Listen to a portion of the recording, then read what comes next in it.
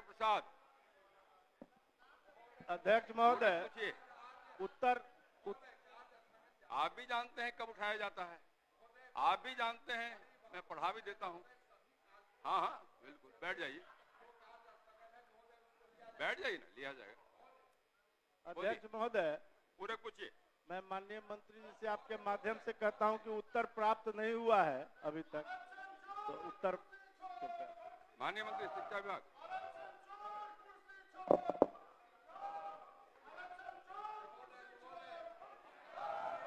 समय पे उठाइएगा।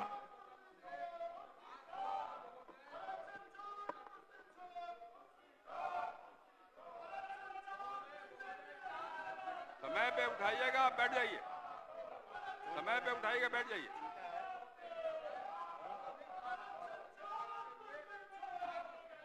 माननीय अध्यक्ष महोदय, खंड का वस्तु स्थिति है कि राज्य के सरकारी विद्यालयों में 1,76,553 बच्चे नामांकित हैं।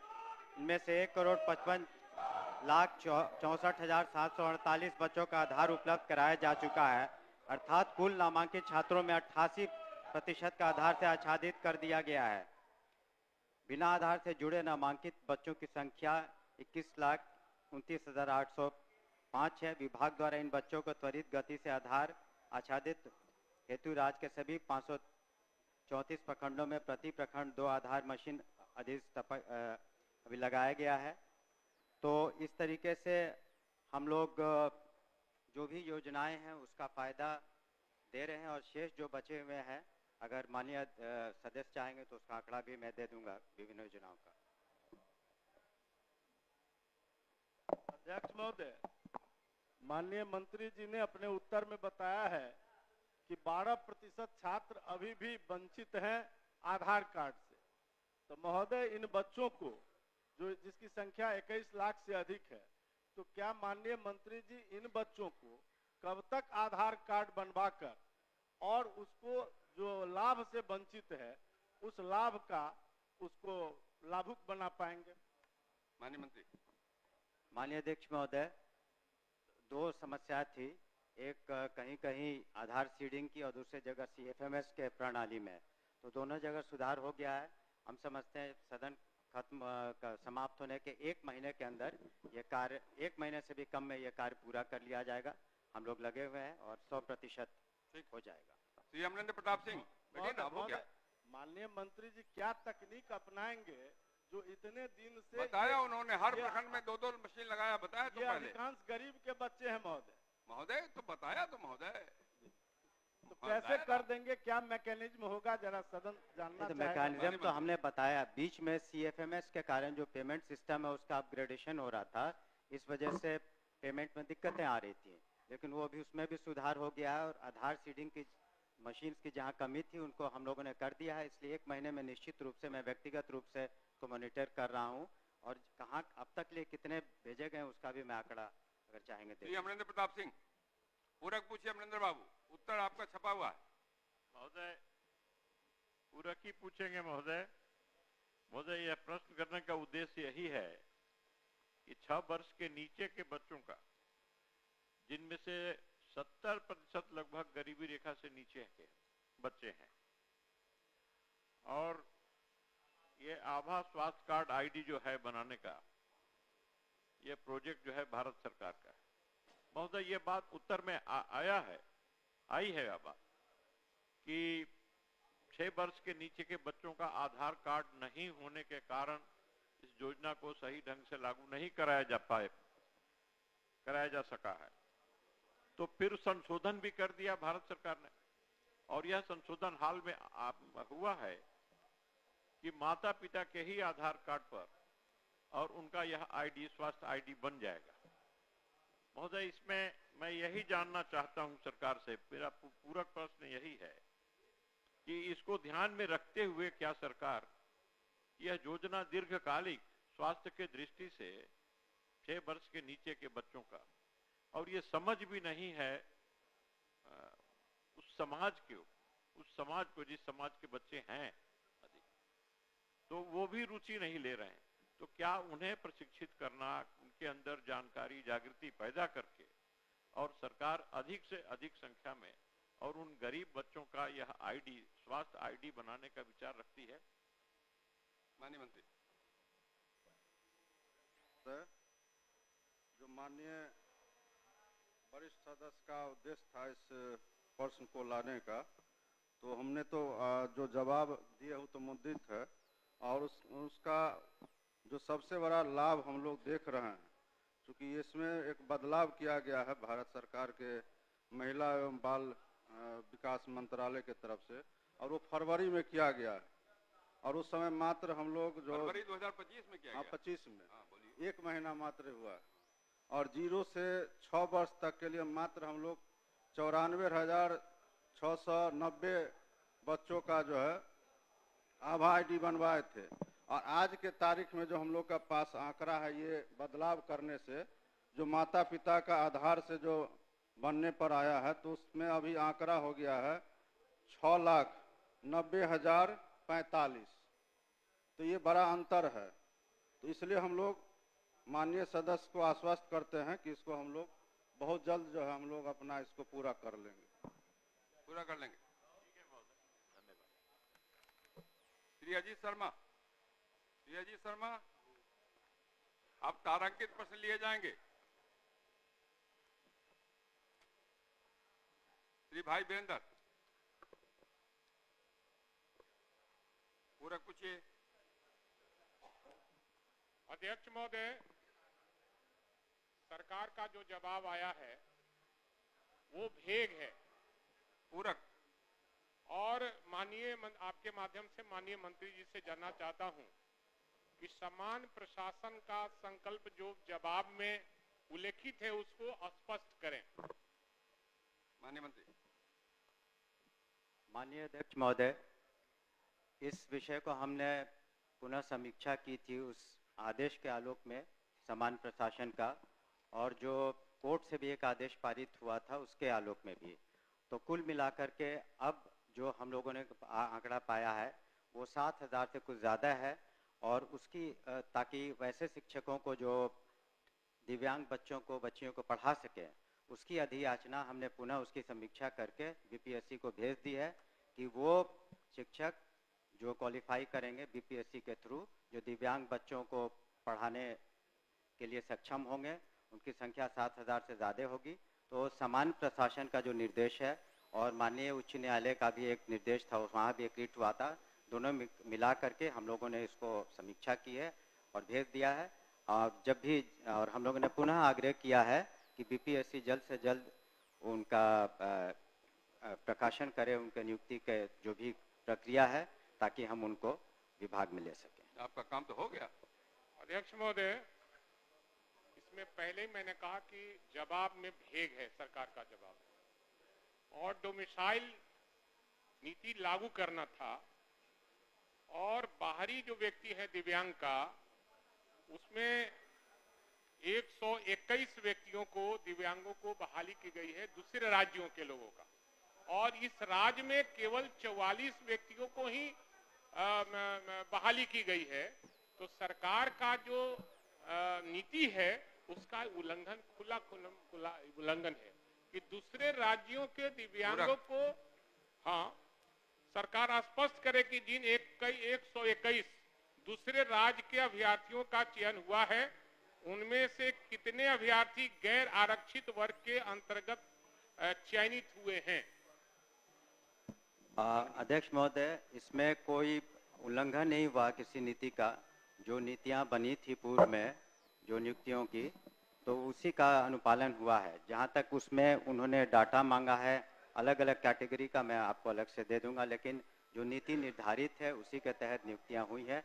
ये अलग बात है कि वहां पर संख्या ज़्यादा है, इसलिए हम लोगों ने पुनः समीक्षा की, जैसा कि हमने बताया कि 7,000 से ज़्यादा इस बार हम लोग नियुक्तियाँ करेंगे। और जो डोमिसाइल नीति की आप बात कर रहे हैं, उसके बारे में अभी तत्काल वो लागू नहीं है। अध्यक्ष महोदय जी, और समाचार पत्रों में भी निकला था, और जो समाचार पत्र में निकला था उसी के आलोक में हमने यह प्रश्न किया था। हाँ, तो इसलिए जवाब दिया उन्होंने। नहीं वो कह रहे हैं कि ये डेमोसाल नीति का हमारा कोई विचार नहीं है। तो आपकी सरकार ने विचार किया कि हम अपने राज्य के दिव्यांगों को प्राथमिकता देंगे। आपने प्राथमिकता कहाँ दिया? दूसरे राज्यों के 121 अभ्यर्थियों को आपने प्राथमिकता दिया। टीचर में भी वही हाल हुआ, दूसरे के राज्य के लोग चले आए और इस राज्य का बेरोजगार ही रह गया। मैं तो पूछा सर, लेकिन उसका जवाब वो सही नहीं दे पाए ना कि समीक्षा क्या है। सरकार राज्य के कितने दिव्यांग अभ्यर्थियों का चयन 36 और लंबवत आरक्षण कोटि के तहत किया है, वर्ग वाइज स्पष्ट करें। माननीय मंत्री। अध्यक्ष महोदय, जो उसमें आरक्षण नीति का अक्षरशः पालन हुआ है और उसका हम आपको ब्रेकअप दे देंगे, और आगे जो हम लोग 7,000 से ज़्यादा नियुक्तियां करेंगे बीपीएससी में, उसका भी हम लोग अनुपालन उसमें करेंगे। और जहां तक डोमिसाइल की बात कर रहे हैं, उसमें जो इस तरह की कही जा रही कि बातें कि 70% या 80% दूसरे राज्य के, ये गलत है। जो हम लोगों ने अभी तक TRE 3 वगैरह में देखा है तो 20-22% का है, 80% करीब यहीं के शिक्षक शिक्षिकाएं हैं। अध्यक्ष महोदय,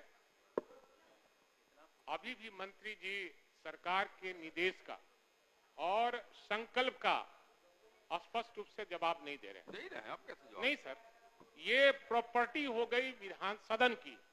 और आप हमारे क्वेश्चन को हमेशा कहा जाता है कि अध्यक्ष महोदय को मैं भेजवा दूंगा, सदस्य को भेजवा देंगे, ऐसा थोड़ी होता है। क्यों नहीं होता? हमने प्रश्न किया है और ये सदन की प्रॉपर्टी हो गई। सदन की प्रॉपर्टी होती है, हमको भेजवाए। अभी स्पष्ट करें, अब कल क्या होगा? सदन खत्म होगा, मंत्री जी से भेंट होगी कि नहीं होगी, कौन जानता है? बिल्कुल होगी। नहीं होगी ना? होगी। इसलिए हमने जो प्रश्न किया है, उसका आप उत्तर जब भी हम भेंट करना चाहें, कब नहीं भेंट हुई है आपसे, आप बता दें। जब प्रश्न करते हैं, और पहले भी बहुत बार भेंट हो चुकी है दूसरे परिस्थितियों में। दोनों मिले हुए नहीं, ये हैं, सदन की प्रॉपर्टी कर रहे है। हैं। ये सदन की प्रॉपर्टी आपको भिजवा देंगे, ऐसा नहीं। बैठ जाइए, हो माननीय मुख्यमंत्री जी यहाँ बैठे हैं, ये बिहार के बेरोजगार दिव्यांगों का मामला है। अगर दिव्यांगों का भी सही चयन आप नहीं करते हैं, आरक्षण का प्रावधान नहीं करते हैं, तो हम समझते हैं कि आप दिव्यांगों के साथ खिलवाड़ कर रहे हैं। और नहीं, ये भाषण नहीं सर, ये स्पष्ट उत्तर नहीं हुआ। ज्योति देवी, कहिए, हो गया, पूरा हो गया। श्री प्रणव कुमार, पूरक पूछिए। पूरक पूछिए। अध्यक्ष महोदय, पूछता हूँ, आंसर नहीं मिला है अध्यक्ष। कला, माननीय मंत्री कला संस्कृति विभाग, प्रणव कुमार जी का उत्तर दीजिए। विभागीय पत्रांक 525, माइक पर बोलिए।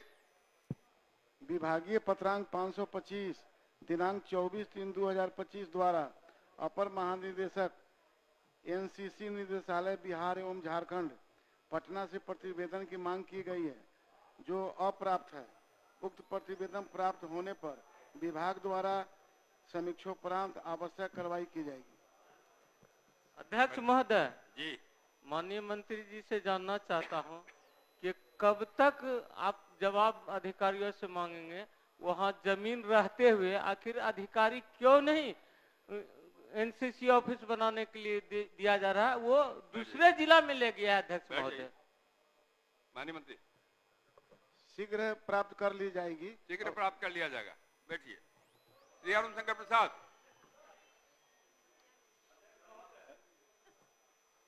जो उत्तर आया है माननीय मंत्री जी का, ये नॉन हिट एंड रन से संबंधित मामला है महोदय।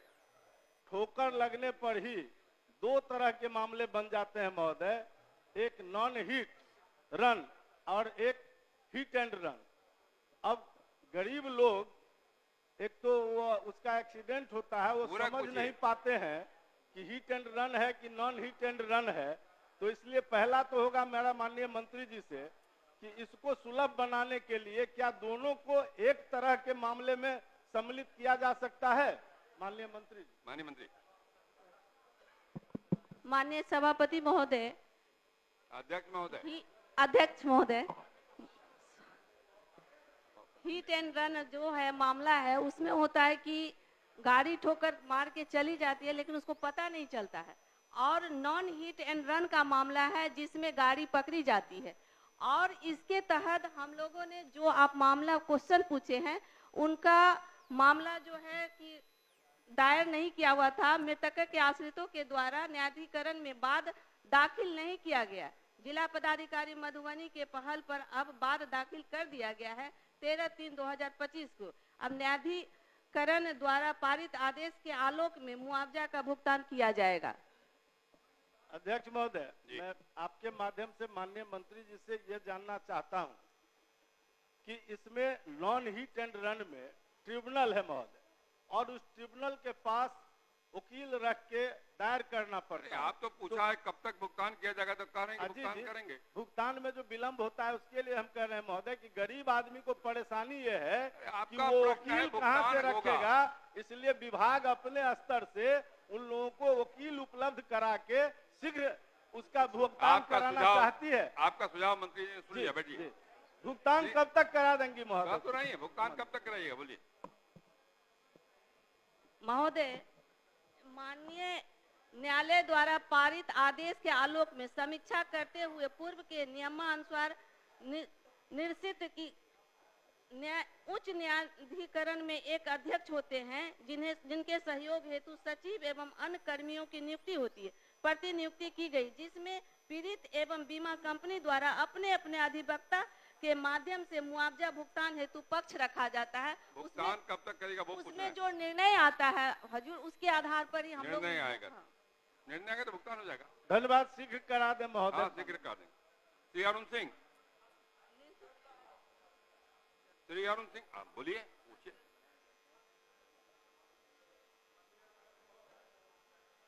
पूरक पूछिए। पूरक ही पूछ रहा हूँ महोदय। ये जो प्रश्न किया गया था उसमें था कि देव गांव है काराकाट प्रखंड का, और वहाँ कोई खेल मैदान नहीं है, लेकिन उत्तर दिया गया है महोदय कि वो अवस्थित है। तो माननीय मंत्री जी से पहला पूरक तो हम ये पूछ रहे हैं कि पूरे पंचायत तो बड़ा है, तो किस गांव में अवस्थित है आप ये बता दें।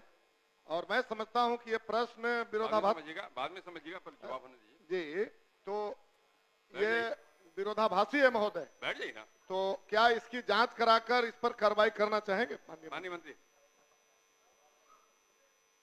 माननीय अध्यक्ष महोदय, खंड 1 अस्वीकारात्मक।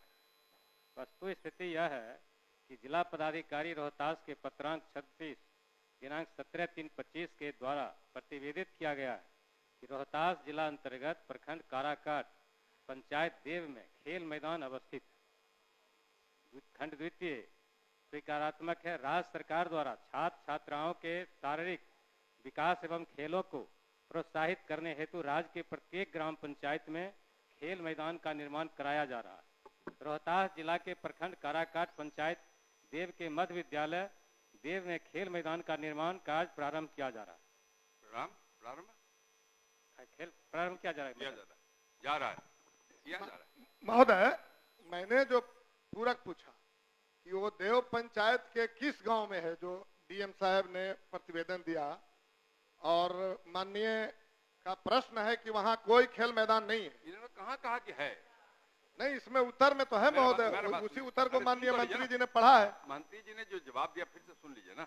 उन्होंने कहा है कि देव पंचायत के विद्यालय का नाम बताया है जहाँ किया जा रहा है। सुना जाए महोदय, ये पहला जो उत्तर है जिसको माननीय मंत्री जी ने पढ़ा कि काराकाट पंचायत देव में खेल मैदान अवस्थित है, और ऊपर में अस्वीकारात्मक है महोदय।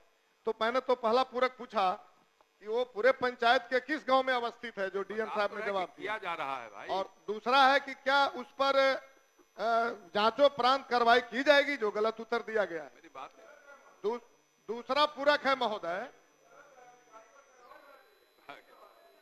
दूसरा पूरा गलत है महोदय। किया जा रहा है तो कैसे कार्रवाई हो सकती है महोदय? सुना जाए, कहाँ है?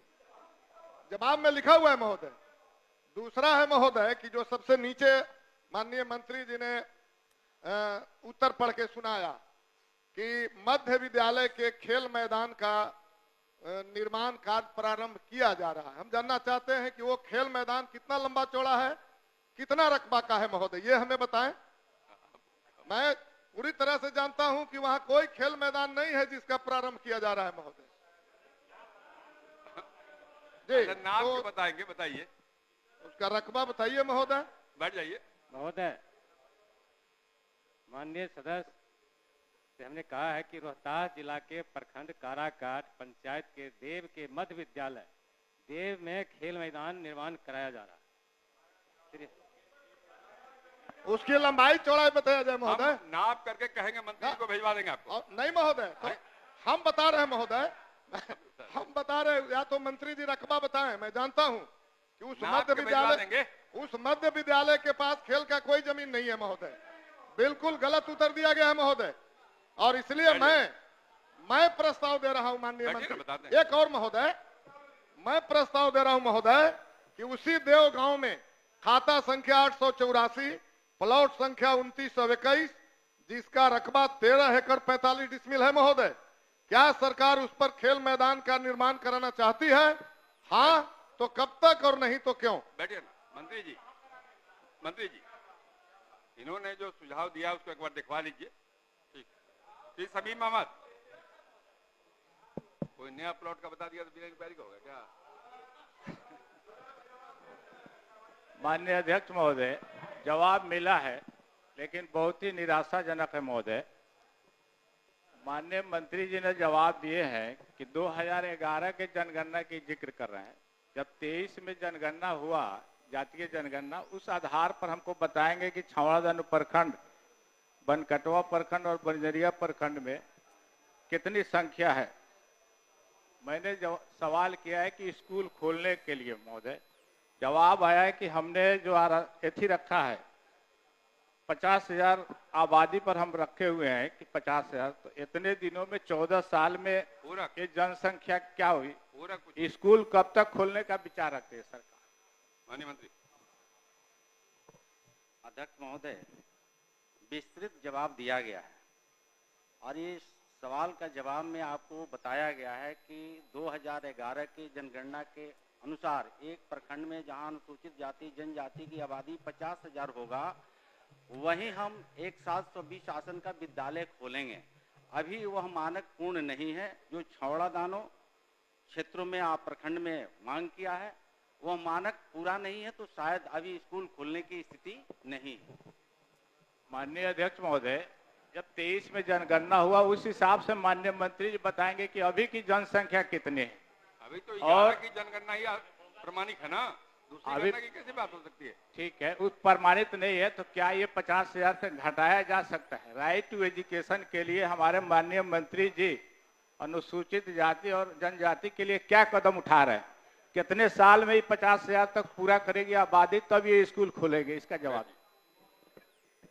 माननीय अध्यक्ष महोदय, सदस्य महोदय बहुत जानकार है। मैं आपको बताना चाहता हूं, सब लोग जानकार है। 1912 में बंगाल से बिहार अलग हुआ और 15 साल के शासनकाल में आपने अनुसूचित जाति जनजाति के विद्यालय कितना खुला? अगर खोलेंगे तो विस्तृत हो जाएगा। अभी ये मानक पूरा नहीं हो रहा है, तो शायद अगले वित्तीय वर्ष में जब 50,000 ये पूरा होगा तो निश्चित रूप से एक विद्यालय खोलने का काम किया जाएगा। मैंने टोका उनको, बैठिए। आप सुनते नहीं दूसरे की बात। मैंने टोका है, बैठिए बैठिए। आप बैठिए, जवाब देने जी। मैंने टोका है, बैठिए। आपने पूर्व की बातों को याद किया कि अब तक आपने कितना स्कूल खोला है, तो मुझे बताने में, अध्यक्ष महोदय के माध्यम से सदन को बताने में मुझे खुशी हो रही है कि 19 साल के आदरणीय मुख्यमंत्री नीतीश कुमार जी के नेतृत्व में अनुसूचित जाति जनजाति के लिए लगभग 112 विद्यालय चलाया जा रहा है और 50,000 के जब अनुरूप पूरा नहीं होगा तो वहाँ विद्यालय अभी खोलने की स्थिति नहीं है। धन्यवाद। श्री राकेश कुमार रोशन, भाषण दीजिएगा। पूरा पूछिए। भाषण सुनना पड़ेगा। शांति बना रखिए। अध्यक्ष महोदय, अध्यक्ष महोदय, पूछिए। शराबबंदी जो है बिहार की एक महत्वपूर्ण समस्या है पूरक, और माननीय मुख्यमंत्री जी का ड्रीम प्रोजेक्ट है महोदय। हमने जो प्रश्न किया था महोदय कि राज्य के 4 जिला बक्सर, कैमूर, सिवान और शेखपुरा में जो उत्पाद अधीक्षक हैं उनके जगह पर वहां इंस्पेक्टर को पदस्थापित किया गया है। और ये चारों जिला है महोदय जो उत्तर प्रदेश और झारखंड का बॉर्डर का इलाका है। यहाँ से शराब का खेप आता है बिहार में और लगातार पकड़ाता है महोदय। तो मेरा पहला पूरक प्रश्न ये है महोदय कि इन बॉर्डर इलाकों में क्या सरकार अस्थायी रूप से जिला अधीक्षक उत्पाद बनाना चाहती है? यदि चाहती है तो कब तक और नहीं तो क्यों? माननीय मंत्री जी। अध्यक्ष महोदय, अधीक्षक मद्य निषेध के प्रभार में कार्यरत निरीक्षक द्वारा दर्ज कुल अभियोग गिरफ्तारी की संख्या, जब्त शराब की मात्रा, जब्त विनिष्ट जवा महुआ एवं जब्त वाहन का विवरण निम्नवत है। भाई राकेश जी का जो कहना है उसमें हम उत्तर दे दिए हैं उनको, लेकिन पूरक है इनका जो प्रभारी क्यों बनाया गया। मैं इनसे कहना चाहूँगा अध्यक्ष महोदय, सिवान में श्री गणेश चंद जो कुल अभियोग 587 है, कुल गिरफ्तारी 1260 है, कुल जब्त शराब लीटर 45,642। सवाल कुछ है महोदय, मंत्री जी का जवाब कुछ आ रहा है। मैंने तो सीधा तौर पर पूछा महोदय कि क्या अस्थायी अधीक्षक की नियुक्ति करना चाहते हैं? माननीय मंत्री जी ये पूछ रहे हैं कि अस्थायी अधीक्षक की बहाली कब तक करेंगे, ये पूछ रहे हैं। वर्तमान में अधीक्षक मद्य निषेध के 8 पद रिक्त हैं, जिसमें अस्थायी कार्यकारी व्यवस्था के तहत 6 पद अनुसूचित जाति हेतु सुरक्षित रखे जाने, एक अधीक्षक मद्य निषेध पदस्थापना की प्रतीक्षा में होने तथा एक अधीक्षक मद्य निषेध निलंबित रहने के कारण वर्तमान में उच्चतर पद का कार्यवाही प्रभार प्रदान किए जाने की कार्रवाई की आवश्यकता नहीं है। ये कह रहे हैं कि अस्थायी अधीक्षक कब तक बहाल करेंगे, उसके बारे में अध्यक्ष महोदय अभी जवाब में लिखा है 3 नवनियुक्त अधिकारी विभाग में प्रशिक्षण रखा है। अभी अध्यक्ष महोदय अभी 3 मद्य निषेध के विभाग में प्रशिक्षणरत है, मई में समाप्त होगी, उसके बाद उसको हम पदस्थापित कर दिए। अध्यक्ष महोदय, अध्यक्ष महोदय का हो जाना। मेरा दूसरा सप्लीमेंट्री क्वेश्चन है माननीय मंत्री जी से महोदय कि क्या सरकार की यह नीति है कि इंस्पेक्टर रैंक के पदाधिकारी को उत्पाद अधीक्षक बना दिया जाए? माननीय मंत्री जी। अध्यक्ष महोदय,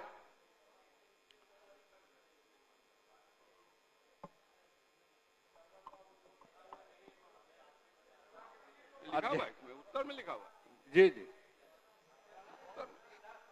अध्यक्ष महोदय, प्रभारी अधीक्षक बनाए हैं। जी जी प्रभारी अध्यक्ष बने, अभी रिक्त पद है इसलिए हम प्रभारी बनाए हैं और प्रभार भी हम देंगे। अध्यक्ष महोदय मेरा एक और सप्लीमेंट्री है। मैं तो पहले ये माननीय अध्यक्ष महोदय के माध्यम से माननीय मंत्री जी को ध्यान आकृष्ट कराना चाहूंगा कि आप प्रभार देते भी हैं तो जिला के किसी वरीय पदाधिकारी को दीजिए। इंस्पेक्टर रैंक के पदाधिकारी से शराबबंदी कंट्रोल होने वाला नहीं है। क्या स्थिति है बिहार का सब लोग जान रहे हैं। तो मेरा तीसरा सप्लीमेंट्री क्वेश्चन ये है महोदय कि माननीय मंत्री जी ने अपने ही जवाब में स्वीकार किया है कि विभाग में पदाधिकारी जो है पोस्टिंग के प्रतीक्षा में है, उनको जिला में पदस्थापित करना चाहते हैं। और मेरा जो सप्लीमेंट्री क्वेश्चन है महोदय कि क्या सरकार उत्पाद अधीक्षक की कमी को पूरा करना चाहती है, यदि हाँ तो कब तक और नहीं तो क्यों? तो लिखा है जवाब में यार। नहीं ऐसा जवाब नहीं है महोदय, उन्होंने कहा है कि ये प्रशिक्षणरत हैं उसके बाद बैठिए तो जवाब देंगे। बैठ जाइए माननीय मंत्री जी।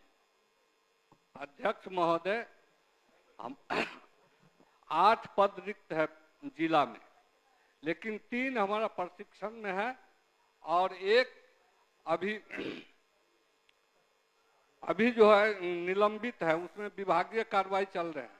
प्रशिक्षण समाप्त होती है हम तुरंत स्थापना करें। मेरा सवाल था हो गया। महोदय कि इसको कमी को कब तक सरकार वही तो पूरा कह रहे करे? 8 जिला का बात कर रहे हैं। नहीं महोदय, बात वही देखिए, है। नहीं हो महोदय, गया, ये हो गया। 8 जिला की बात कर श्री रहे कौशल हैं किशोर। और ये पूरे बिहार में बैठिए। 3 ही पदाधिकारी के बारे में बता रहे हैं कि बैठ प्रशिक्षण जाइए। रहते श्री हैं। कौशल महोदय, किशोर। इस तरह से सरकार को कहा उन्होंने प्रोटेक्शन जिक्र देकर करेंगे के सवाल परिषद से करता लौटने के के बाद। जवाब को नहीं अति किया श्री जाए कौशल महोदय। किशोर। नहीं महोदय, श्री संदीप सौरभ। नहीं महोदय, कब संदीप तक सौरभ। सरकार अध्यक्ष पदस्थापित महोदय। करना चाहती है? अध्यक्ष एक महोदय, पूछता हूँ, प्रश्न उत्तर कहा अप्राप्त नहीं है, उठते हैं भाई। उत्तर नहीं मिला है। बैठ जाइए। माननीय मंत्री शिक्षा विभाग, ये अंशु जाति वस्तुति उत्तर पढ़ दिया है, उत्तर तो दिया हुआ है। पढ़ दीजिए ना, नहीं मिला है उनको कौशल जी को। नालंदा जिला अंतर्गत सिलाव प्रखंड के ग्राम पंचायत गोराव पाकी के सिकंदरा में प्रसंगत खाता संख्या 492 प्लाट संख्या 4558 पर सामुदायिक भवन सह वर्कशेड निर्माण हेतु भूमि उपलब्ध नहीं है। साथ ही रविदास टोला में अनुसूचित जाति जनजाति की आबादी 41 एवं जनसंख्या 261 है, जो सामुदायिक भवन सह वर्कशेड निर्माण हेतु निर्धारित मानक नहीं है। पूरक है महोदय, वहाँ भूमि उपलब्ध है और आबादी भी वहाँ पे है, किंतु अभी तक निर्माण नहीं हो रहा है। नहीं, जो जवाब इन्होंने दिया है वो तो कह रहे हैं कि मानक के अनुसार आबादी नहीं है। नहीं, आबादी तो है महोदय वहाँ। का तो विषय नहीं। और एक दूसरा बार दिखवा प्रश्न लीजिए। मेरा ये रैतर का भी है। दिखवा लिया ठीक है, एक बार जाएगा। दिखवा लेंगे। बैठ जाइए। धन्यवाद। श्री संदीप सौरभ, बोलिए। संदीप सौरभ कहाँ है? आप पूछेंगे, पूछिए। नहीं है महोदय। उन्होंने मुझे बोला है। आप पूछिए ना जी। पूरक पूछिए। महोदय, तो ये तो सवाल क्या है और जवाब क्या है पता नहीं, हुजूर का मिजाज क्या है। ये जितना छोटा सवाल पूछो उतना लंबा जवाब देते हैं, लंबा सवाल पूछो छोटा जवाब देते हैं। महोदय, हमने सवाल पूछा कि 531 अनुदानित संस्कृत विद्यालय हैं, अनुदानित 8 महीनों से वेतन नहीं मिला हुआ है, उसका वेतन कब देंगे, इतना ही तो पूछा गया है। इन्होंने लंबा चौड़ा 200 करोड़ 150 करोड़ दिया गया। आपको स्पष्ट अब जानकारी ये इसलिए सब जो दिया होगा। है ये किया गया। मैं पूछना पूरक चाहता पूछिए, हूँ, पूरक। पूरा यही है महोदय कि जो इन्होंने जवाब में लिखा है कि आवंटित किया जा चुका है, ये कब आवंटित किया गया, ये मेरा पहला पूरक है। बैठिए। माननीय मंत्री। अध्यक्ष महोदय, माननीय सदस्य ने जो सवाल पूछा है उसमें जो कमियां थी 75 करोड़ 45 लाख 39 हजार से 15 मात्र का स्वीकृतादेश हम लोगों ने करीब 4 दिन पहले इसको निर्गत कर दिया है। और उसका लंबा चौड़ा जवाब देने का सिर्फ यही मकसद था कि हम लोगों ने पूर्व में जो 1 अरब 19 करोड़ 22 लाख 29 हजार 500 रुपये जो बजट में था, तो जो कमियां थी उसको हम लोगों ने अनुपूरक से पूरा किया और इस वजह से ये विलम्ब हुआ। लेकिन अब हम लोगों ने सुधार कर लिया और अगले वित्तीय वर्ष में इस तरह की परिस्थिति नहीं उत्पन्न होगी। अध्यक्ष महोदय, अध्यक्ष महोदय, जिलावार भी मेरे पास ब्रेकअप है, अगर माननीय सदस्य चाहेंगे तो उसको भी हम उनको उपलब्ध करा छोटा देंगे। जवाब दिया तभी नहीं, संतुष्ट नहीं, नहीं होते हैं आप। पूरक बड़ा तो- जवाब देते तभी संतुष्ट नहीं होते, कैसे हो पूरक जाएगा? तो बोलिए। बहुत बड़ा ना पूछिए, होगा। पूछिए। बड़ा इसलिए है महोदय, बड़ा इसलिए है महोदय कि 8 महीनों से वेतन नहीं मिले तो व्यक्ति का जीवन कितना परेशानी में गुजरता कारण है। बताया ना उन्होंने। मैं पूरा ये पूछिए, पूछना पूरा। चाहता हूं कि क्या इन्होंने जो कहा कि हमने इसकी कमी को अनुपूरक से पूरा किया, मैं ये जानना चाहता हूं कि पिछले वर्ष का जो बजटीय प्रावधान था, क्या उसमें इन शिक्षकों को वेतन देने के लिए बजट नहीं बचा, खत्म हो गया था, जिसकी वजह से अनुपूरक दिया गया, या इनके द्वारा आवंटित बजट किसी और मद में खर्च कर दिया गया, ये मैं जानना चाहता हूं। माननीय मंत्री। माननीय अध्यक्ष महोदय, पहले बात तो माननीय अध्यक्ष को मैं सदस्य को बताना चाहूँगा कि जिस भी बजट बंद होता है, जब भी जिस शिक्षक में हेड में जो पैसे आते हैं, वो किसी भी विभाग को अधिकार नहीं रहता कि उसको रीअप्रोप्रिएट कर ले। वो फाइनेंस डिपार्टमेंट जाता है माननीय वित्त मंत्री के सहमति से, तब वो दूसरे जगह उसको खर्च कर सकता है। चूँकि बजट में वो राशि की कमी थी, इसीलिए सप्लीमेंट्री से मांगा गया। और मैं बताना चाहूँगा कि अगले वर्ष में ये स्थिति नहीं उत्पन्न हो, इसलिए हम लोगों ने वर्ष 26-27 के लिए जो कमियां थे उसको पूरे कर ली हैं, ताकि इस तरह के जो संस्कृत के जो इंस्टीट्यूशंस हैं उनको दिक्कत नहीं हो। धन्यवाद। मुकेश कुमार यादव। मतलब महोदय, मतलब ये है, क्या नहीं, मतलब ये है कि किसी भी शिक्षक को महोदय 8 महीने से वेतन नहीं मिला, इतने दिन वेतन नहीं मिलना भी एक आपराधिक कृत्य है भाई आप तो लिखा कि महोदय। हम ये कह रहे हैं कि ये वेतन नहीं इन्होंने मिलने कहा पैसा का, रिलीज कर दिया, आप क्या इतने दिनों से वेतन नहीं मिलने का जिम्मेदार कौन है महोदय? पूछिए पूरा, ये तो बताया जाए। माननीय अध्यक्ष महोदय, जवाब मिला है। पूरक पूछिए। मैं माननीय मंत्री जी का जवाब से संतुष्ट नहीं हूँ महोदय। इसमें जो जवाब मिला है वहाँ पे पेड़ नहीं लग पाए ढंग से, तो ये फिर से जांच करा ले कि वहाँ पेड़ क्यों नहीं लगे। और माननीय मंत्री जी ने 8000 पेड़ और 3000 पेड़ का बात कर रहे हैं, तो इनको जांच करा ले। जांच करा करके जो पदाधिकारी इस तरह के जवाब बना रहा है उस पर कार्रवाई करने का विचार रखते हैं। जांच करवा दीजिए। जो माननीय सदस्य कह रहे हैं कि पेड़ नहीं लगा है, मैं उसका एविडेंस भी लेकर जांच करवा दीजिए ना, जांच करा लूँ। ठीक है बढ़िया। पवन कुमार यादव, श्री पवन कुमार यादव।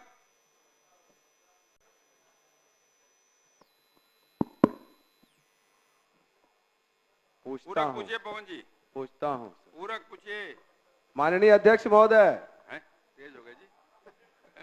आपके माध्यम से कहलगांव प्रखंड में 2011 की जनगणना के अनुसार अनुसूचित जाति की संख्या 49,589 एवं अनुसूचित जनजाति की संख्या 16,910 बताई गई है, जिसमें यह प्रतीत होता है कि कहलगांव प्रखंड में अनुसूचित जाति एवं अनुसूचित जनजाति की कुल संख्या 66,499 है को ध्यान में रखते हुए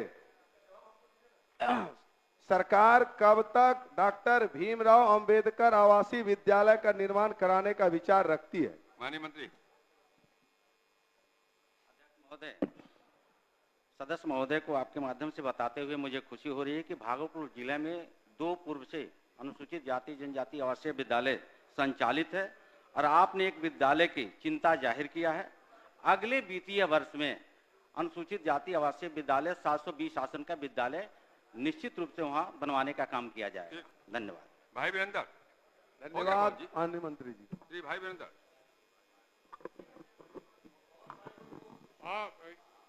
सरकार का जवाब मिला है महोदय, और हम माननीय मंत्री जी से जानना चाहेंगे एक ही कि समय सीमा इसका निश्चित कराइए, समय सीमा कब है?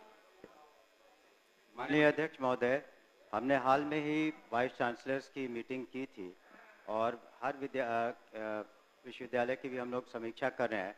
उनसे कहा गया कि अगले 1 महीने के अंदर इसमें कार्रवाई करते हुए हम लोग को बताएं। श्री कृष्ण कुमार ऋषि। पूरक पूछिए ऋषि जी। मंत्री जी से है कि एक बार पढ़ देते। माननीय मंत्री, अनुसूचित जाति जनजाति विभाग कृष्ण कुमार ऋषि जी का उत्तर प्रदेश। जी अध्यक्ष महोदय, औरंगाबाद जिला के प्रखंड ओबरा के पंचायत वेल के ग्राम सिहुड़ी में मौजा सिहुड़ी थाना संख्या 388 खाता संख्या 99। औरंगाबाद चले गए मंत्री जी, हम पूर्णिया में। ये कृष्ण कुमार ऋषि जी का। कृष्ण कुमार ऋषि जी का जवाब चाहिए। कृष्ण कुमार ऋषि, मधेपुरा।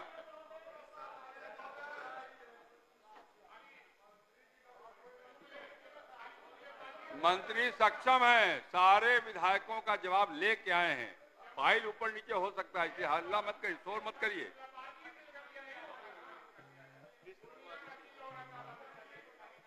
अध्यक्ष महोदय, समय चाहिए, समय चाहिए।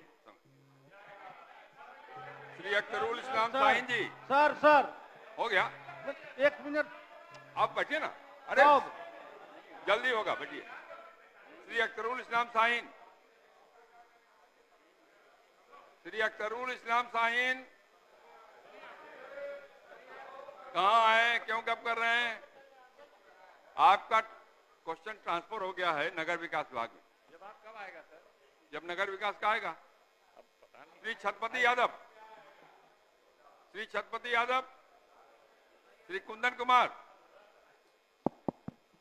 अध्यक्ष महोदय, मेरा प्रश्न चांदपुरा में वर्ग कक्ष निर्माण को लेके है और बाउंड्री निर्माण का है। मैं पूरक ये पूछना चाहता हूं कि इन्होंने जो प्रस्ताव भेजा है वो कितने अतिरिक्त कमरों का प्रस्ताव भेजा है और कब तक इन कमरों का और बाउंड्री वॉल का निर्माण हो जाएगा? माननीय मंत्री शिक्षा विभाग। हम लोगों ने जो इसकी समीक्षा की है महोदय, अगले 4 महीने में इसको, अगले वित्तीय वर्ष में इसको हम लोग पूरा कर लेंगे। अगले वित्तीय वर्ष में पूरा करेंगे। धन्यवाद। श्री श्याम बाबू प्रसाद यादव।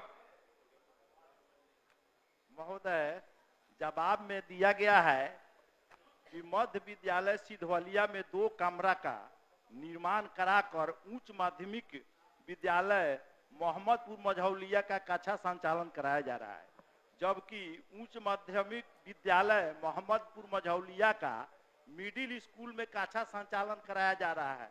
तो मैं सरकार से पूछना चाहते हैं कि उच्च माध्यमिक विद्यालय मोहम्मदपुर मझौलिया को मोहम्मदपुर मझौलिया में ही भवन निर्माण करा के कक्षा संचालित कराने का सरकार विचार रखती है? आप तो प्रश्न ही किया है अतिरिक्त भवन निर्माण के लिए। माननीय मंत्री। माननीय अध्यक्ष महोदय, इन्होंने भवन निर्माण से संबंधित प्रश्न किया है, जो कि अगले वित्तीय वर्ष में हम लोग पूरा करा देंगे। जो दूसरा इन्होंने अपना प्रश्न किया, उस पर हम लोग विचार करेंगे। धन्यवाद महोदय। दूसरा मेरा पूरक है तो क्या? कि जवाब में आया है कि 6 कमरा का निर्माण की कार्रवाई की बात कही गई है। हम सरकार से पूछना चाहते हैं कि 6 कमरा का निर्माण कराकर कब तक कक्षा संचालन कराने सरकार कराना चाहती है? माननीय मंत्री। माननीय अध्यक्ष महोदय, अगले 5 महीने में इसका भी प्राक्कलन इत्यादि सभी तैयार है। अगले 5 महीने में इसको अगले वित्तीय वर्ष में हम लोग पूरा कर लेंगे। श्री विजय कुमार मंडल। धन्यवाद। पूरक पूछिए विजय जी। पूछिए, आवाज आ रही है आपकी। आपकी आवाज तो ऐसे ही तेज है, माइक की क्या जरूरत है आपको? पूछिए। मैं पूरक पूछता हूं सर। अध्यक्ष महोदय, इसमें प्रशिक्षित महाविद्यालय में शिक्षक और सहायक प्राध्यापकों की नियुक्ति पर सरकार विचार करती है, और मेरा उसमें यही है कि सर, इसमें जवाब में है कि पद सृजित नहीं है। तो पद सृजित नहीं है तो सरकार कब तक पद सृजित करने पर विचार रखती है? माननीय मंत्री। माननीय अध्यक्ष महोदय, सभी सदस्यों को बताना चाहूँगा कि ये जो प्रशिक्षण की कार्रवाई होती है SCERT के द्वारा संचालित की जाती है। वर्तमान में सभी जिलों में हम लोग ने डाइट की भी व्यवस्था की है, और पूर्व में जितने पद हम लोगों ने लिए हैं असिस्टेंट प्रोफेसर्स के, तो 906 पदों के लिए परीक्षा फल प्रकाशित किया गया है, जिसमें से 820 व्याख्याताओं ने अपने पद पर योगदान दे दिया है। वर्तमान में 785 व्याख्याता कार्यरत हैं, और इसकी तत्काल हमें ज़रूरत अगर होगी तो हम लोग उस पर विचार करेंगे। तत्काल विचाराधीन इसलिए नहीं है कि हम लोग जो ट्रेनिंग दे रहे हैं शिक्षकों को पर्याप्त है, जिलों में भी और मुख्यालय में भी, और साल में 2 बार 6-6 महीने पर हर एक शिक्षक को हम लोग ट्रेनिंग दे रहे हैं। धन्यवाद। ठीक है। श्री रामरतन सिंह। पूरक पूछिए रामरतन बाबू। अध्यक्ष महोदय जी, ये मुख्यमंत्री खेल विकास योजना से संबंधित हमारा सवाल है। हम माननीय मंत्री जी से जानना चाहते हैं कि संविदा के आधार पर आपने प्रशिक्षण केंद्रों पर प्रशिक्षक अल्प मानदेय पर नियुक्त कर रहे हैं, और दूसरी सुविधा से भी उनको वंचित कर रहे हैं। तो मैं पूछना चाहता हूं कि इनको सरकारी सेवा में आप नियुक्त करना चाहते हैं, और अल्प मानदेय में कब तक बढ़ोतरी करना चाहते हैं? ये हमारा सवाल। माननीय मंत्री। खेल विभाग। महोदय, खंड 1 स्वीकारात्मक, खंड 2 आंशिक रूप से स्वीकारात्मक। प्रशिक्षण की सेवा मानदेय के आधार पर 1 वर्ष के लिए ली जाती है। प्रशिक्षण द्वारा प्रशिक्षित कर रहे प्रशिक्षुओं के प्रदर्शन के आधार पर आवश्यकता अनुसार इनकी सेवा अवधि को प्रत्येक वर्ष विस्तार किया जाता है।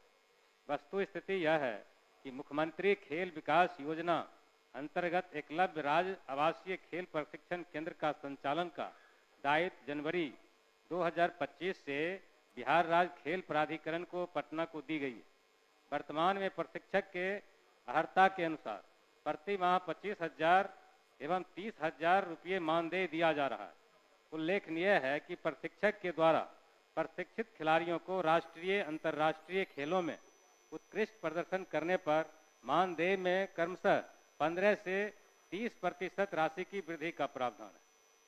हो गया। श्री कुमार सरजीत, एक सेकेंड, ये जो बताया जा रहा है इसमें अभी तत्काल जिन प्रशिक्षकों को प्रशिक्षण है आप नियुक्त कर रहे हैं उनकी सुविधा उनके मानदेय में आप बढ़ोतरी करना चाहते हैं कि नहीं, सीधा सवाल है, अभी नहीं इस पर बोलना है। बोलिए। महोदय, प्रशिक्षक के हड़ता के अनुसार प्रतिमाह 25,000 से 30,000 रुपये मानदेय दिया जा रहा है। उल्लेखनीय है कि प्रशिक्षक द्वारा प्रशिक्षित खिलाड़ियों के राष्ट्रीय अंतर्राष्ट्रीय खेलों के उत्कृष्ट प्रदर्शन के लिए मानदेय के क्रमशः 15 से 30% की राशि की वृद्धि किया जा रहा है। प्रशिक्षक को देते हैं जी, उसमें से उतना % प्रशिक्षक को देते हैं जी, योग्यता के आधार पर देते हैं। श्री कुमार सरजीत, पूछता हूं महोदय, पूरा पूछिए सरजीत जी। मंत्री जी से हमारा यही आग्रह है, उत्तर तो उन्होंने दिया है महोदय। बहुत सारे ऐसे स्कूल हैं महोदय जहां पे 2 कमरे में 200 बच्चे और 300 बच्चे पढ़ते हैं। तो महोदय कल्पना किया जा सकता है कि 200 कमरे में पूरा पूछिए, 2 कमरे में 200 बच्चे कैसे पढ़ सकते हैं। तो हम मंत्री जी से आग्रह करते हैं कि जो मैंने प्रश्न किया इसके साथ साथ क्या बिहार के वैसे बिहार स्कूल, कहाँ है? बिहार कहाँ गए महोदय? इसलिए पूछ रहा हूँ कि ये गरीब बच्चों का सवाल है। वो आपका जो प्रश्न उस पर पूछिए ना। अगर मेरे प्रश्न से मंत्री जी समीक्षा करके अगर बिहार के गरीब बच्चों के लिए 2 कमरे के बदले 4 कमरे अगर बना देते हैं तो ये पूछने में कहाँ कोई आपत्ति है महोदय? आपका तो 4 ही कमरा बना रहे हैं। हम तो यही माननीय मंत्री जी से आग्रह कर रहा हूँ सिर्फ कि अगर बिहार के वैसे स्कूल जिसमें 2 कमरे में 200 बच्चे पढ़ रहे हैं और जो भवनहीन है, तो क्या माननीय मंत्री जी अगले वित्तीय वर्ष में माननीय वैसे स्कूल, मेरे प्रश्न के साथ आपका साथ प्रश्न पर्टिकुलर विद्यालय के लिए है, उससे संबंधित प्रश्न पूछिए। हम तो भले की बात ही पूछ रहे हैं महोदय। नहीं, उसी के बारे में पूछेंगे ना, बाहर भले की बात ही पूछ रहे हैं कि अगर 2 कमरे के बजाय वैसे सभी स्कूल में और 4-4 कमरे बना दिए जाएं तो गरीब के बच्चे अच्छे शिक्षा ग्रहण कर लेंगे। यही तो मैं सिर्फ उनसे आग्रह जिस विद्यालय का जिक्र इन्होंने किया है उस विद्यालय में कितने कमरे बनाने चाहते हैं बताइए। माननीय अध्यक्ष महोदय, जिस विद्यालय का जिक्र माननीय सदस्य ने किया है उसमें 4 अतिरिक्त कमरों की आवश्यकता है, जो हम लोगों ने आकलन किया है। अगले वित्तीय वर्ष में 4 से 5 महीने में पूरा किया जाएगा।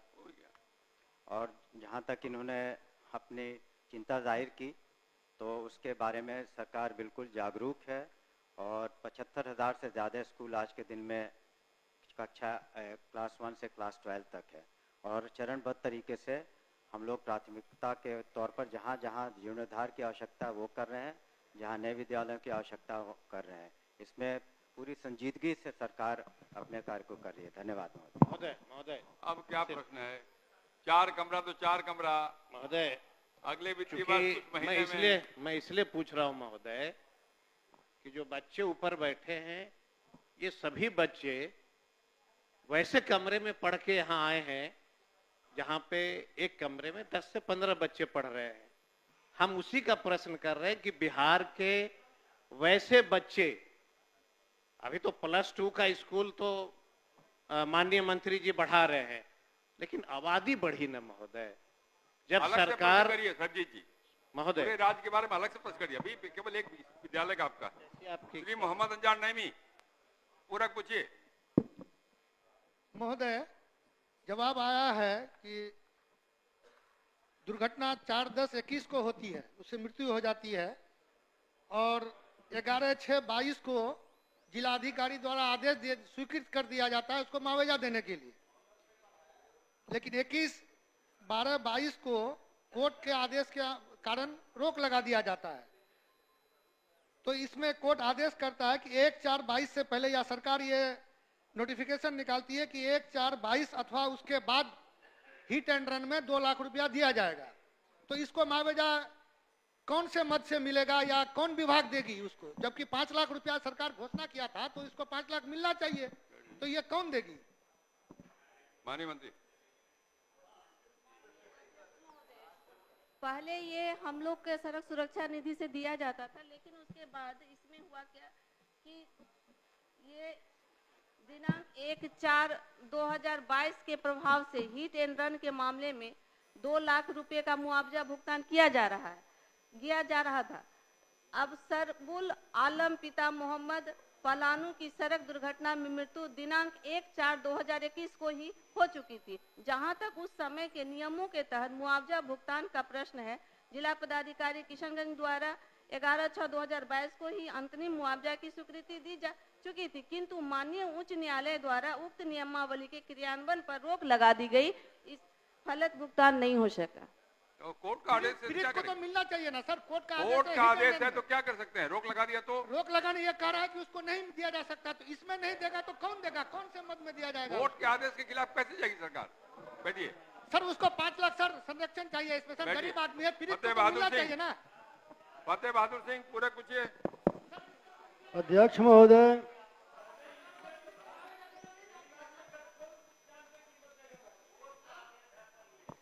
महोदय, जवाब आया है।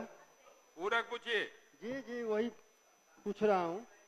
जवाब आया है कि रोहतास जिला अंतर्गत डेहरी प्रखंड के तेनुआ दुसाधे दलित टोला में नवसृजित प्राथमिक विद्यालय तेनुआ दुसाधी में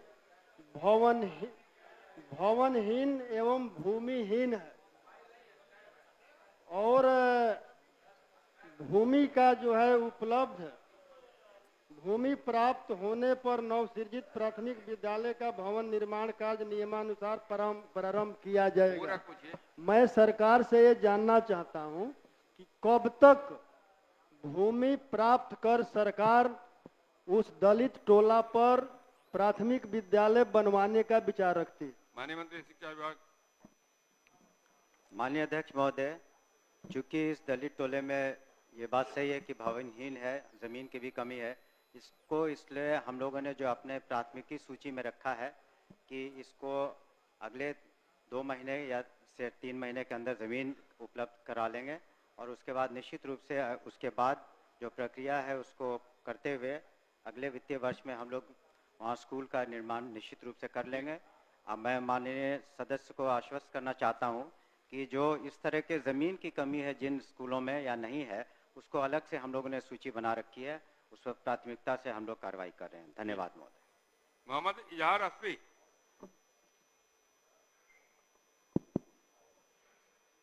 अध्यक्ष महोदय, पूरक पूछिए। प्रश्न का जवाब तो मिला है। मैं मंत्री जी से गुजारिश करता हूं और मांग करता हूं कि जो ये कमरा जर्जर हो गया है, पानी जितना बाहर पड़ना चाहिए उतना अंदर ही पड़ता है, बच्चे को बैठने में बहुत दिक्कत हो रही है। मंत्री जी से मैं आपके माध्यम से मांग करता हूं कि उसको बरसात से पहले अगर करा दिया जाए तो मामला बहुत अच्छा हो जाएगा और बच्चे इत्मीनान से बैठेंगे। अध्यक्ष महोदय, मांग क्या पूछा कहाँ है? अरे बोल दीजिए खड़े हो गए तो। अध्यक्ष महोदय, इस तरह के स्कूलों में जहाँ पर स्थिति वास्तव में जर्जर है, उसको हम लोगों ने प्राथमिक सूची में रखा है, और हम कोशिश करेंगे कि जो माननीय सदस्य की चिंता है कि मॉनसून सीजन से पहले उसको हम लोग पूरा कर लें। धन्यवाद। मोहम्मद निहालुद्दीन। बहुत बहुत धन्यवाद महोदय।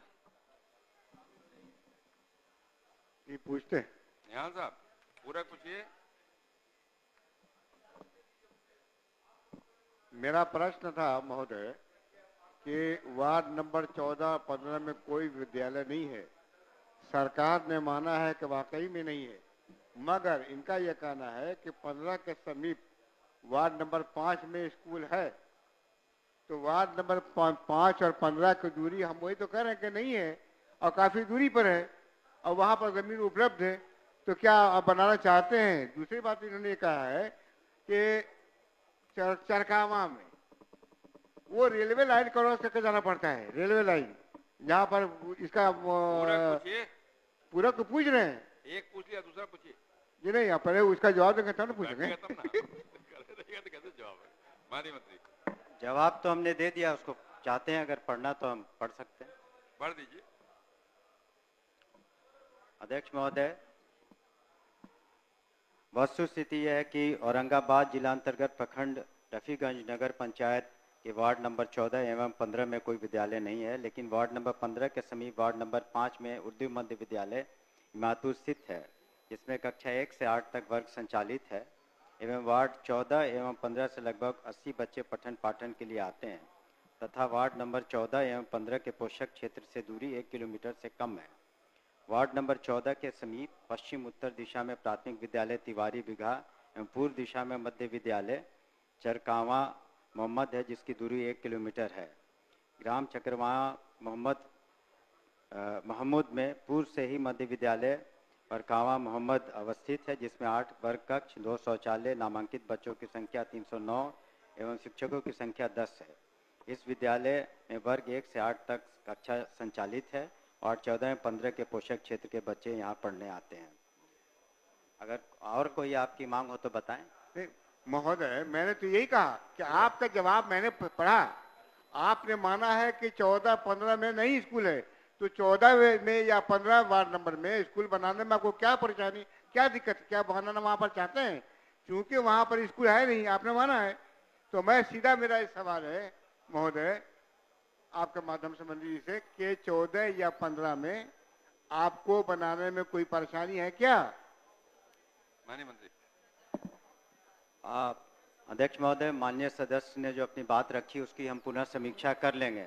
वैसे जो रिपोर्ट आया है तो उसमें ज़मीनी हकीकत का जिक्र किया गया है, लेकिन आपकी चिंता है तो उसको पुनः हम आकलन कर लेंगे। अगर ज़रूरत पड़ी तो हमें कोई ऐतराज़ नहीं है, लेकिन उसकी पुनः समीक्षा ज़रूरी है। ये सत्र खत्म होगा, उसके बाद उसकी पुनः चलिए, मेरा आग्रह है कि आप जो बनवा दें। आपकी बात पर सकारात्मक जवाब है। सीताराम रामदेव महोदय, पूरा पूछिए। जवाब आया है। मंत्री जी से आग्रह है कि ये विद्यालय भवन 400 बच्चे हैं और विद्यालय भवन इन्होंने माना भी है कि कम है और बनाने की बात भी कही है। भवन और शौचालय दोनों महत्वपूर्ण विषय है। तो सुंदरपट्टी का जो कुरल गांव है, अति पिछड़ों का गांव है, ये मानसून सीजन के पहले बना देंगे। ये केवल मैं पूछता हूँ कि बना दें, यही कहता हूँ। ठीक है, वही 26 में तो कहा इन्होंने करा लिया जाएगा मानसून सीजन के पहले, उसमें माननीय मंत्री ये कर दे।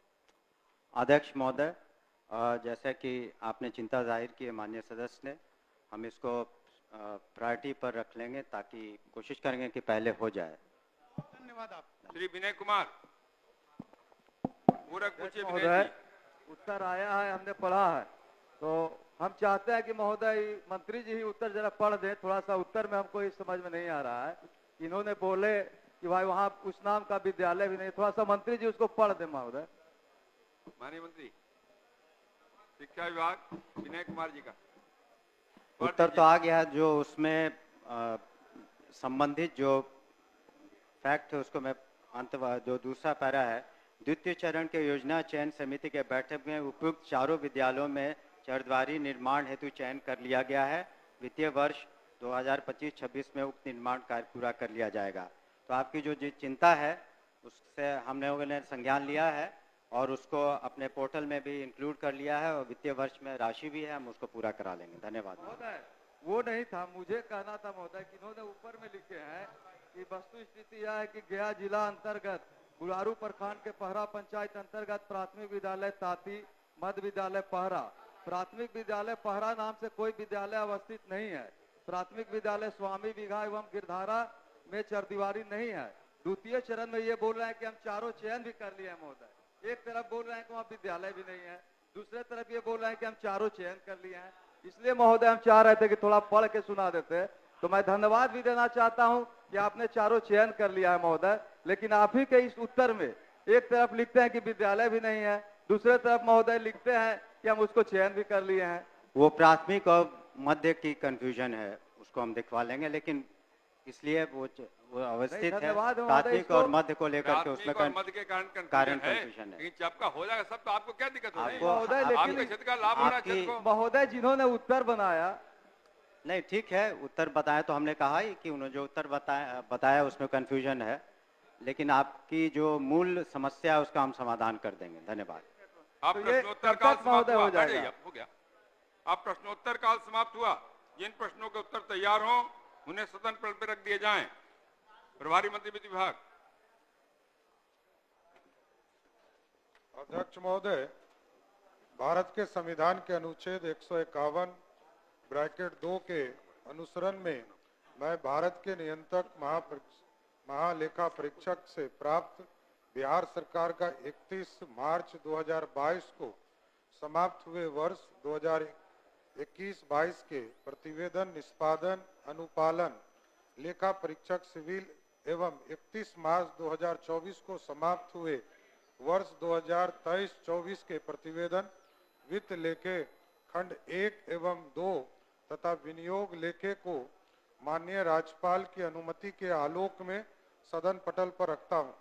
बिहार विधानसभा की प्रक्रिया तथा कार्य संचालन नियमावली 238 के उपबंध के अनुसार लोक लेखा समिति का प्रतिवेदन तथा समय सदन में उपस्थित किया जाएगा। माननीय प्रभारी मंत्री वित्त विभाग। अध्यक्ष महोदय, मैं प्रस्ताव करता हूं कि भारत के नियंत्रक महालेखा परीक्षक से प्राप्त बिहार सरकार का 31 मार्च 2022 को समाप्त हुए वर्ष 2021-22 के प्रतिवेदन निष्पादन एवं अनुपालन लेखा परीक्षक सिविल एवं 31 मार्च 2024 को समाप्त हुए वर्ष 2023-24 के प्रतिवेदन वित्त लेखे खंड 1 एवं 2 तथा विनियोग लेखे को बिहार विधानसभा के समक्ष रखने जाने के पश्चात उक्त प्रतिवेदनों को लोक लेखा समिति द्वारा विचार किए जाने के पूर्व जनता में बिक्री के लिए प्राय हो। जो इस प्रस्ताव प्रश्न यह है कि भारत के नियंत्रक महालेखा परीक्षक से प्राप्त बिहार सरकार का 31 मार्च 2022 को समाप्त हुए वर्ष 2021-22 के प्रतिवेदन निष्पादन एवं अनुपालन लेखा परीक्षा सिविल एवं 31 मार्च 2024 को समाप्त हुए वर्ष 2023-24 के प्रतिवेदन वित्त लेखे खंड 1 एवं 2 तथा विनियोग लेखे को बिहार विधानसभा के समक्ष रखे जाने के पश्चात उक्त प्रतिवेदनों को लोक लेखा समिति द्वारा विचार किए जाने के पूर्व जनता में बिक्री के लिए प्राप्त हो। जो इस प्रस्ताव के पक्ष में वे हाँ कहें, जो इस प्रस्ताव के विपक्ष में वे ना कहें।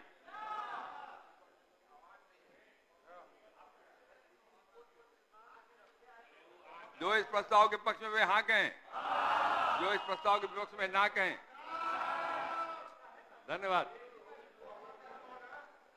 मैं समझता हूं कि पक्ष बहुमत है, प्रस्ताव स्वीकृत हुआ, लेकिन भाई सिखाइए अपने लोगों को सिखाइए क्या कब हाँ और कब ना बोलना है। अध्यक्ष महोदय, भाई वीरेंद्र जी को काम ये लोग देना नहीं चाहते।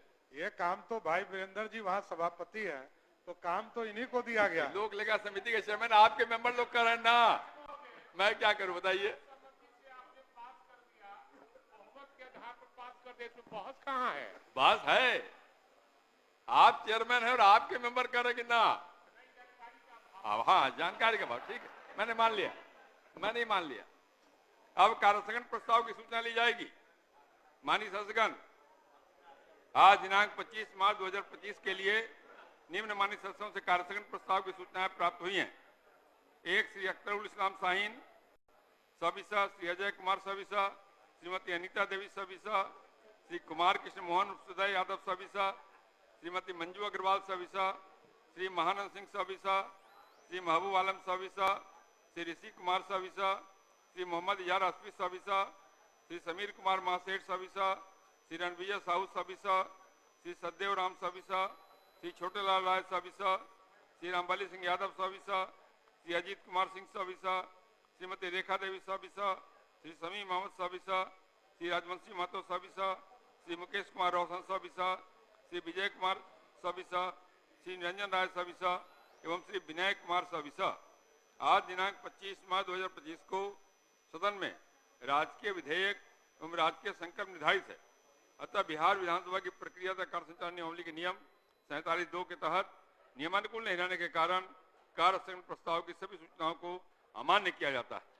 अब शून्य निकाल लिए जाएंगे।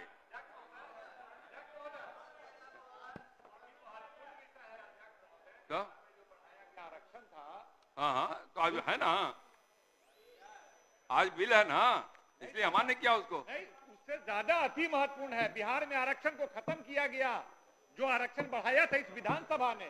शून्यकाल कर दिया मैंने, अब शून्यकाल लिए जाएंगे, अब शून्यकाल लिए जाएंगे। अरे कोई बोल ही नहीं रहा कि पढ़ने दिया जाए। अरे भाई कोई एक आदमी बोलिए, क्या इतने लोग खड़े बैठिए, इतने लोग खड़े हुए, कोई बात नहीं सुनी जाएगी। एक आदमी बोलिए, बैठिए। क्या कर रहे हैं आप, क्या कर रहे हैं? इसको पढ़ने दिया जाए। तो ये बोलना नहीं चाहिए पढ़ने दिया जाए, तो बोलते ही नहीं है, कुछ कुछ बोलते रहते हैं। सर, अध्यक्ष महोदय, मैं बिहार विधानसभा की प्रक्रिया एवं कार्य संचालन नियमावली के नियम 98 के तहत निम्न लोक महत्व के विषय पर कार्य स्थगन की सूचना देता हूं। बिहार में महागठबंधन की सरकार द्वारा जातीय आधारित गणना का कार्य कराया गया था। जातीय आधारित गणना की रिपोर्ट के आलोक में विभिन्न जातियों की जनसंख्या एवं उसकी सामाजिक तथा आर्थिक स्थिति के आधार पर वर्ष 2023 में विधेयक पारित कर आरक्षण की सीमा 65% किया गया था। इससे आर्थिक रूप से कमजोर स्वर्ण का दिए गए 10% आरक्षण के फलस्वरूप बिहार में सरकारी नौकरी एवं संस्थानों में नामांकन के लिए कुल 75% आरक्षण का प्रावधान किया गया था। महागठबंधन की सरकार के इस ऐतिहासिक निर्णय का लाभ समाज के पिछड़े, अति पिछड़े, दलित, दबे कुचले, कमजोर वर्ग के साथ साथ आर्थिक रूप से कमजोर स्वर्ण को भी मिल रहा था।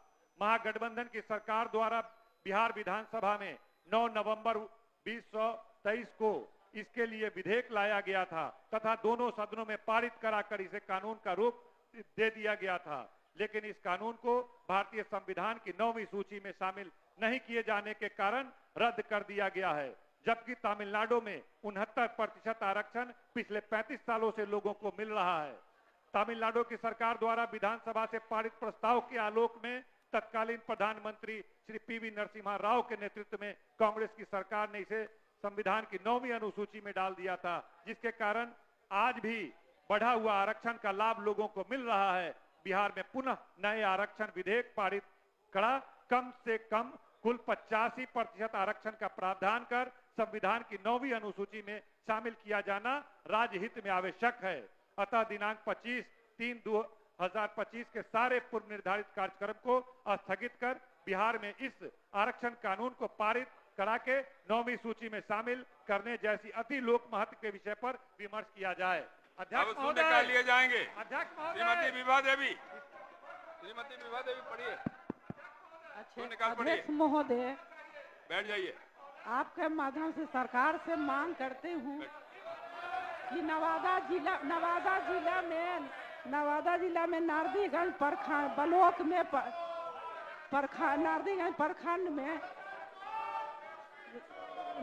नारदीगंज प्रखंड में नेनौरा से लेके तिलक चक हो करके बरगनिया पहन के सफाई हो जाए तो हजारों किसान के लाभ मिल जा सकता है। अध्यक्ष महोदय, हम स्पष्टीकरण के बिंदु पे खड़े हैं। नारदीगंज प्रखंड में हो गया, बैठ जाइए, बैठ जाइए, हो गया। ये बोलिए। महोदय, ये सारा बिहार जानता है कि आरक्षण के बढ़े हुए सीमा का फैसला और जाति आधारित गणना कराने का फैसला ये नीतीश कुमार के नेतृत्व में एनडीए के हुकूमत में लिया गया था। एनडीए की सरकार में ये फैसला हुआ था और अंतिम परिणति भी जब हुई थी तो एनडीए की सरकार का ही नेतृत्व नीतीश कुमार कर रहे थे। अब ये बीच में कुछ दिन आए थे और आज 9वीं अनुसूची की बात कह रहे हैं। महोदय, ये पूरे बिहार की जनता को सब्जबाग दिखा रहे हैं। हरा टी शर्ट पहन के तो सब्जबाग ही दिखाया जा सकता है, क्योंकि आज सब जानते हैं कि ये कानून उच्च न्यायालय द्वारा निरस्त कर दिया गया है। जब कानून ही नहीं है तो 9वीं अनुसूची में किसको डाला जाएगा? कोई कानून रहता है, कानून को 9वीं अनुसूची में डाला जाता है। और आज वो कानून ही अस्तित्व में नहीं है, तो उसको नौवीं अनुसूची में कैसे डाला जाएगा? और उच्च न्यायालय ने जो निरस्त किया उसके खिलाफ तत्काल बिहार सरकार उच्चतम न्यायालय गई है और हम उम्मीद करते हैं कि उच्चतम न्यायालय द्वारा जो बिहार सरकार ने नीतीश कुमार के नेतृत्व में आरक्षण की सीमा बढ़ाई थी उसके पक्ष में फैसला देगी। हम इसके इंतजार में हैं, उच्चतम न्यायालय फैसला ले फिर हम आगे की कार्रवाई करेंगे।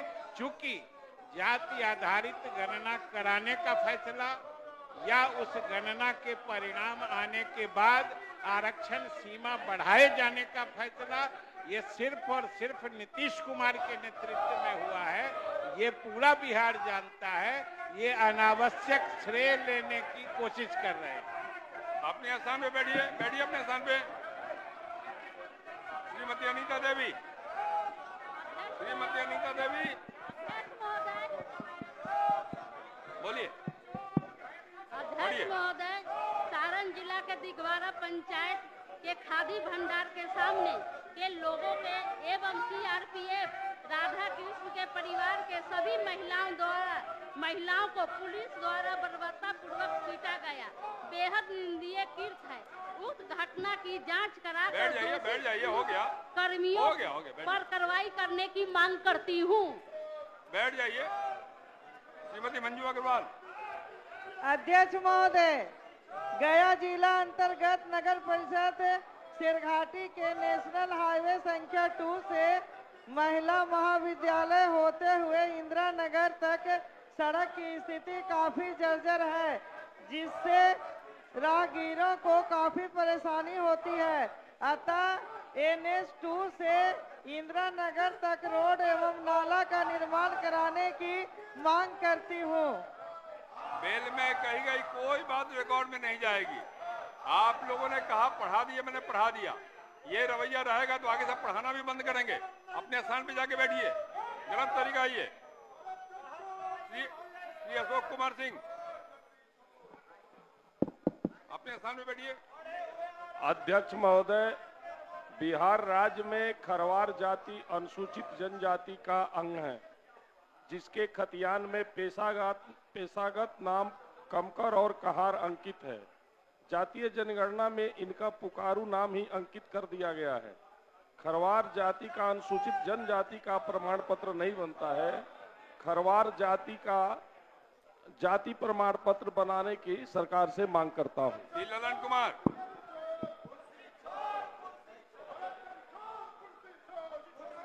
माननीय अध्यक्ष महोदय, सरकार के अनुशंसा के आलोक में पुलवामा में शहीद आश्रितों को दी गई सरकारी नौकरी के आधार पर ऑपरेशन मेघदूत कैमरा को वहां लगाइए, ग्लेशियर में कैमरा को लगाइए, सबको जवान ने शहीद कैमरा लगाइए। यहाँ भागलपुर जिला के पीरपैती के लकड़ा कोल निवासी फतेह बहादुर सिंह जी वहां से सूबेदार रामजी यादव के आश्रित को सरकारी नौकरी देने की सरकार से मांग करता हूं।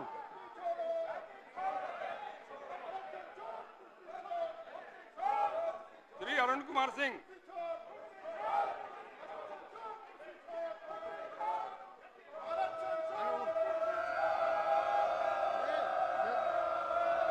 मुजफ्फरपुर जिला अंतर्गत दौराज विधानसभा क्षेत्र में मोतीपुर, हरदी, कथैया, कुआही, सिरसिया, नरियार, बिरहिमा उच्च विद्यालयों में पुराने भवन होने के कारण भवन की स्थिति काफी जर्जर हो गई है, जिसमें पठन पाठन के कार्य में काफी समस्या होती है। अतः मैं सरकार से इन सभी विद्यालयों में नए भवन और चार दीवारी की मांग करता हूं। अपने स्थान पे जाइए, अपने स्थान पे जाइए, गलत तरीका ये।